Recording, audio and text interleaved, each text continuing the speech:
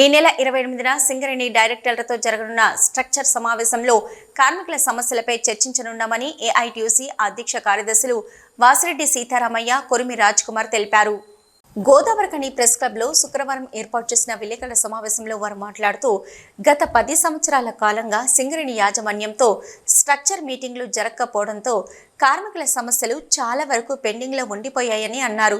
28న డైరెక్టర్స్తో జరిగే స్ట్రక్చర్ మీటింగ్లో కార్మికుల ప్రధాన సమస్యలపై చర్చించనున్నామని తెలిపారు. డిస్మిస్ కార్మికులకు మరో అవకాశం కల్పించాలని, మారుపేర్ల కారణంగా విజిలెన్స్ సమస్యలతో ఉద్యోగాలను పొందకుండా ఉన్నవారి సమస్య పరిష్కారం చేయాలని, మైనింగ్ స్టాఫ్కు సర్వీస్ అవకాశాలు ఇచ్చేలా ఇన్సెంటివ్ అమలయ్యేలా చూడాలని, తదితర సమస్యలతో పాటు మెడికల్ కాలేజీలో 25% సీట్లను కేటాయించాలని, ఈపీ ఆపరేటర్ల సమస్యలను కూడా స్ట్రక్చర్ సమావేశంలో చర్చించడం జరుగుతుందని తెలిపారు. అలాగే కొన్ని కార్మిక సంఘాలు కార్మిక చందాలపై అనవసర రాద్ధాంతం చేస్తూ ఏఐటీయూసీని కార్మికుల్లో బలహీనపరచాలని కుట్రలు చేస్తున్నాయని ఆరోపించారు. అసలు కార్మికుల మెంబర్షిప్ లేకుంటే ట్రేడ్ యూనియన్ ఉనికి ఉండదని అసలు కార్మికులకు మెంబర్షిప్ లేకుంటే ట్రేడ్ యూనియన్ ఉనికి ఉండదని, ప్రతి యూనియన్కు కార్మికుల మెంబర్షిప్ ఉందని అన్నారు. ఏఐటీయూసీ గుర్తింపు సంఘంగా ఉన్నందున కార్మికుల అనుమతితో యాజమాన్యాన్ని డబ్బులు కట్ చేసి ఇవ్వమని కోరామని వెల్లడించారు. తమకు చందాలు ఇవ్వడం ఇష్టం లేని కార్మికుల డబ్బులు తిరిగిస్తామని, అన్ని గనులపై నోటీసులు కూడా వేశామని తెలిపారు. కార్మిక సంఘాలు ఇలాంటి తప్పుడు ఆరోపణలు మానుకోవాలని హితవు పలికారు. ఈ నెల 28వ తారీఖు నాడేమో డైరెక్టర్ లెవెల్, వచ్చే నెల చైర్మన్ లెవెల్లో పెడుతున్నారు. అయితే కొన్ని ఇష్యూస్ని చైర్మన్ లెవెల్లో పరిష్కారం చేయాల్సినవి ఉంటాయి, కొన్ని ఇష్యూస్ ఏమో డైరెక్టర్ పరిధిలో చేయాల్సినవి ఉంటాయి. మేజర్ ఇష్యూస్, పాలసీ మ్యాటర్స్ అన్నీ చైర్మన్ దగ్గరే ఉంటాయి. కాబట్టి ముఖ్యంగా ఇన్కమ్ ట్యాక్సు కార్మికులకి ఆఫీసర్స్ లాగానే అలవెన్సుల మీద పేమెంట్ చేయాలనేది చైర్మన్ పరిధిలో నిర్ణయం జరగాలి. అట్లనే సొంత ఇంటి పథకానికి 250 గజాల స్థలం ఇవ్వడం అనేది కూడా చైర్మన్ పరిధిలోనే జరగాలి. కాబట్టి వాటిని మేము చైర్మన్ పరిధిలోనే ఉంచుతూ మిగిలినటువంటి వాటి మీద మేము ఇప్పుడు మేనేజ్మెంట్కి ఇచ్చాం. రేపు 28 నాడు జరుగుతాయి. ఆ విషయాలన్నీ మా జనరల్ సెక్రటరీ గారు చెప్తారు.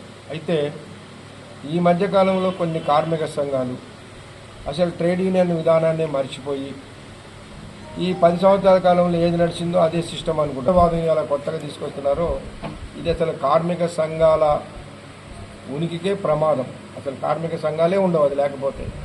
ఇది కోరుకునేది ఎవరంటే మేనేజ్మెంట్ కోరుకుంటుంది కార్మిక సంఘాలు ఉండొద్దని.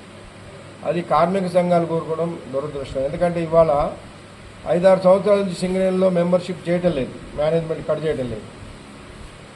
కోడ్ ఆఫ్ డిసిప్లిన్ ప్రకారం మేనేజ్మెంట్ బాధ్యత ఏంటంటే రికగ్నైజ్డ్ అండ్ రిప్రజెంటేటివ్ యూనియన్స్కి వాళ్ళు కార్మికుల దగ్గర కనుక రాయించిస్తే వాళ్ళ మెంబర్షిప్ కట్ చేసి ఇవ్వాల్సిన బాధ్యత మేనేజ్మెంట్కి ఉంటుంది. అదే పద్ధతుల్లో మేము కట్ చేసి ఇవ్వాలని చెప్పేసి మేనేజ్మెంట్కి రాశాం. గుర్తింపు సంఘం అనేది బలంగా ఉన్నప్పుడే యాజమాన్యం మీద ఫైట్ చేయగలుగుతారు. ఒకవేళ అవసరం వస్తే యాజమాన్యం కనుక నిర్లక్ష్య వైఖరి వహిస్తే గుర్తింపు సంఘంగా మేము అన్ని సంఘాల మద్దతు కూడా తీసుకొని పోరాటం చేస్తాం. దురదృష్టం అనేది 10 సంవత్సరాల నుంచి అసలు కార్మిక సంఘాల ఉనికి కోల్పోయి అసలు ఒక సమ్మె చేయకుండా, ఒక అగ్రిమెంట్ చేయకుండా, ఒక ఫైటింగ్ అనేది చేయకుండా చేయటం వలన ఇవాళ ఈ పరిస్థితి వచ్చింది. మరి ఇదే కొనసాగించమంటారా? మమ్మల్ని కూడా పైరవీ పద్ధతి చేసుకోమంటారా? లేకపోతే యాజమాన్యంతో ఫైట్ చేసే పద్ధతి ఉండాలి అని అంటే గుర్తింపు సంఘం బలంగా ఉండాలి. దానికి మీరు అందరూ కూడా మద్దతు ఇవ్వాలి. ముఖ్యంగా డిస్మిసల్ కార్మికులకు మరొక అవకాశం ఇవ్వాలని చెప్పి ఈరోజు పాయింట్ ఉంది. జేఎంఈటీలు కానీ లేకపోతే ఇతర బదిలీ వర్కర్లు, జనరల్ మజూరు, టైం రేటెడ్ ఎంప్లాయీస్ ఇదంతా కొంతమంది డిస్మిస్ అయ్యారు అనివార్య కారణాలు. వారికి మరొకసారి అవకాశం ఇవ్వమని చెప్పి కోరడం జరిగింది. అదేవిధంగా మారు పేర్లు లేకపోతే పేర్లు తప్పుపడ్డాయనో, సర్టిఫికెట్ల పేరు అది ఉందని, డేట్ ఆఫ్ బర్త్ తప్పు ఉందని విజిలెన్స్ విభాగము లేకపోతే వెల్ఫేర్ విభాగము, ఐఆర్ విభాగాల్లో పెండింగ్ ఉన్న అన్ని పెండింగ్ విజిలెన్స్ మారు పేర్ల కేసులతో సహా అన్నింటినీ రివ్యూ చేసి క్లియర్ చేయాలనేది కూడా మేము రెండో ప్రాధాన్యతగా పెట్టుకున్నాం. మూడవది ఏదైతే మైనింగ్ స్టాఫ్, ట్రేడ్స్మెన్లు సంబంధించి, ఈపీ ఆపరేటర్లకు సంబంధించి వాళ్ళ ఒకవేళ మెడికల్ అన్ఫిట్ అయితే సూటబుల్ ఎంప్లాయ్మెంట్ ఇవ్వాలనేది మేము ఏఐటీస్ ఉన్నప్పుడు అది సాధించడం. ఈ మధ్యకాలంలో వచ్చినప్పుడు ఏంటంటే కొన్నింటిని మాత్రం చేయగలిగింది. ఏది అన్ఫిట్ అయ్యి జిల్లా మజూరు అయిపోయిన తర్వాత మళ్ళీ కొంతమందికి చేయగలిగింది. అది మొన్న మళ్ళీ మెడికల్ బోర్డు అయినాక కూడా ఆ మైనింగ్ స్టాఫ్ సూపర్వైజర్కి ఒక అతన్ని సర్ఫేస్ జిల్లా మజూరు చేయడం. మేము ప్రధానంగా ఎందుకు కోరుతున్నామంటే వీళ్ళంతా సర్టిఫికేట్ హోల్డర్స్. ఈ మైనింగ్ స్టాఫ్ సర్టిఫికేట్ హోల్డర్స్ వాళ్ళంతా ఇన్స్పెక్టర్ ఇచ్చింది. అదేవిధంగా ఐటీఐ ఫిట్టర్ చేసి ఎలక్ట్రీషియన్ చేసిన వాళ్ళకు ట్రేడ్స్మెన్ సర్టిఫికేట్ ఉంటుంది.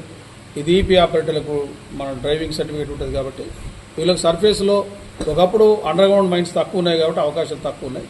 ఈ అండర్గ్రౌండ్ కూడా సమానంగా ఇది మన ఓపెన్ కాస్ట్తో సమానంగా అండర్గ్రౌండ్స్ అయినాయి కాబట్టి ఈరోజు ఓపెన్ కాస్ట్లు ఎక్కువ ఉన్నాయి కాబట్టి వాటికి అవకాశం ఇవ్వాలని కూడా కోరడం జరిగింది. ఓ సుదీర్ఘ కాలం పాటు జరగాల్సిన మీటింగ్లు జరగక ఈరోజు పేరుకపోయిన అంశాలన్నింటినీ ఏఐటీసీ ఈరోజు గుర్తించి వాటి అన్నింటి పరిష్కారం కోసం కృషి చేస్తుంది, సాధిస్తుంది. మిగతా సంఘాలు కూడా ఆలోచన చేయాలి. ఈరోజు గత టీఆర్ఎస్ టీబీసీ కేసు ఉన్న కాలంలో ఈ సంఘాలు ఎవరైతే ఉన్నారో వాళ్ళు ఒక్కరోజు కూడా ఒక్క విమర్శ కూడా చేయకుండా కేవలం ఏఐటీసీ గెలిచినప్పటి నుంచి ఈరోజు ఒక దాడి చేయడం ప్రారంభించింది. సరే దేనికి సంకేతం అంటే ఈరోజు ఒక ఎన్నికలు పెట్టడానికి కూడా కొట్లాడి ఒక హైకోర్టులో కూడా ఎన్నికల డేట్ అయిపోయింది, పరిధి అయిపోయింది, మీరు పెడతలేరని చెప్పి కొట్లాడి ఈరోజు ఎన్నికలు సాధించి కార్మిక వర్గం కోసం పోరాటం చేస్తూ ఉంటే ఇప్పుడు మిగతా సంఘాలు సలహాలు సూచనలు ఇచ్చి కార్మిక వర్గానికి మేలు జరిగే అంశాల్లో భాగస్వాములు అయితే చరిత్రలో నిలబడతారు. లేకపోతే మాత్రం మీరు కార్మికులు రాబోయే రోజుల్లో మీకే తగిన బుద్ధి చెప్తారు. కాబట్టి ఈరోజు చిన్న చిన్న అంశాలను కూడా పేపర్లో పెట్టి ఈరోజు మెంబర్షిప్ లాంటి ఈరోజు అందరూ తెలుసు కాబట్టి వాటి జోలికి పోకుండా ఈరోజు మీకు చేతనైతే సలహాలు సూచనలు ఇచ్చి ఏఐటీసీని స్ట్రెంథన్ చేయడం ద్వారా కార్మిక వర్గానికి లాభం జరుగుతుంది, సమస్యలు పరిష్కారం అవుతుంది.